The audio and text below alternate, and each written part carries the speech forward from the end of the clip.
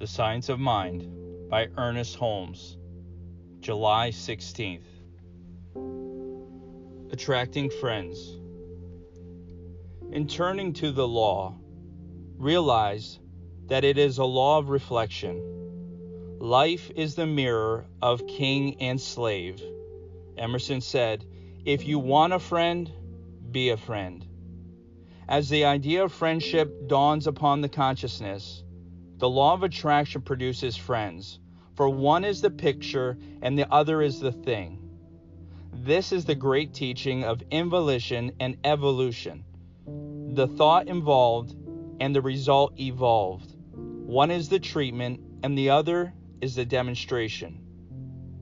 When we are dealing with causation, we are dealing that which was involved within itself, all effect as it unfolds. We may leave it to the law to compel right action.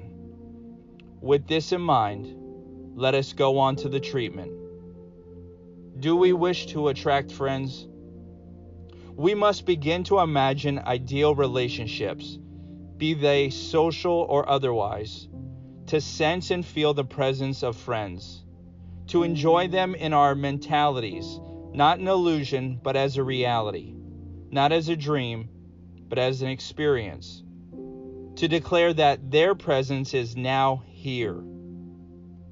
But we must never look to see if they are here, because this would imply doubt and would neutralize our word.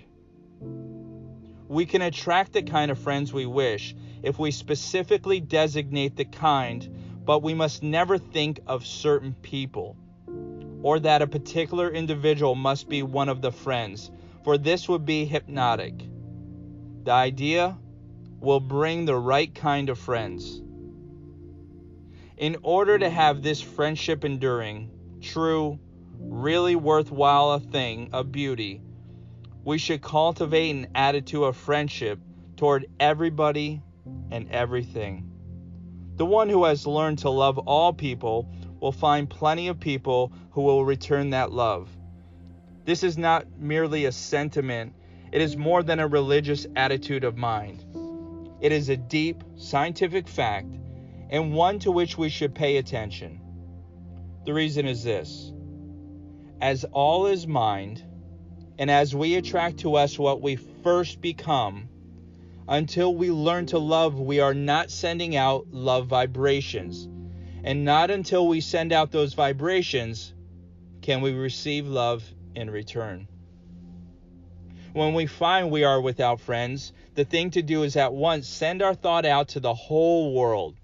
Send it full of love and affection. Know that this thought will meet the desires of some other person who is wanting the same thing, and in some way the two of you will be drawn to each other. Think of the whole world as your friend, but you must also be the friend of the whole world. In this way, and with this simple practice, you will draw to you as so many friends that the time will be too short to enjoy them all. Refuse to see the negative side of anyone, and refuse to let yourself misunderstand or be misunderstood. Know that everyone wants you to have the best. Affirm this wherever you go, and you will find things just as you wish them to be. One of the first things to do is to love everybody. If you have not done this, begin to do so at once. There is always more good than bad in people, and seeing the good tends to bring it forth. Love is the grandest healing and drawing power on earth. It is the very reason for our being, and that explains why it is that people should have something or have someone to love. The life that has not loved has not lived. It is still dead. Love is the sole impulse for creation, and the man who does not have love at its greatest incentive in his life has never developed the real creative instinct. No one can swing out into the universal without love, for the whole universe is based upon it. To him who hath loved much, much is forgiven. A man may have many shortcomings, but if he loves greatly, much will be forgiven of him. People are dying for real human interest, for genuine friendship, for someone to tell them they are all right. We always welcome the man who looks at the world as his friend and loves it. And it is a law that the man who sees that which he wants to see, regardless of what appears, will someday experience in the outer what he has so faithfully seen within.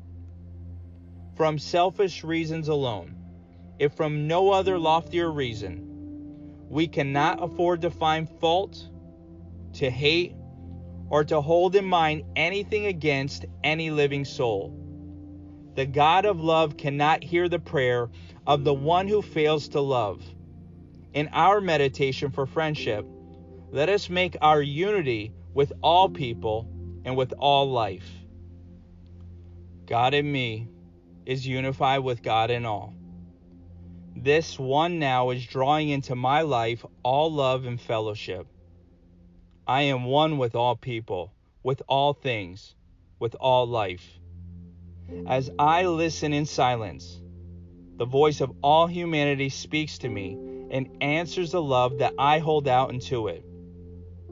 The great love which I now feel for the world is the love of God, and it is felt by all and come back to me from all. I understand all people, and this understanding is reflected back to me from all.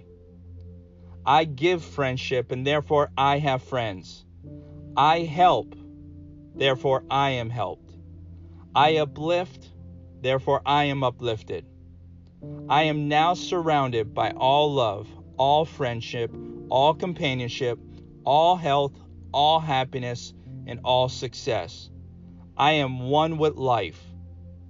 I wait in the silence while the Great Spirit bears this message to the whole world.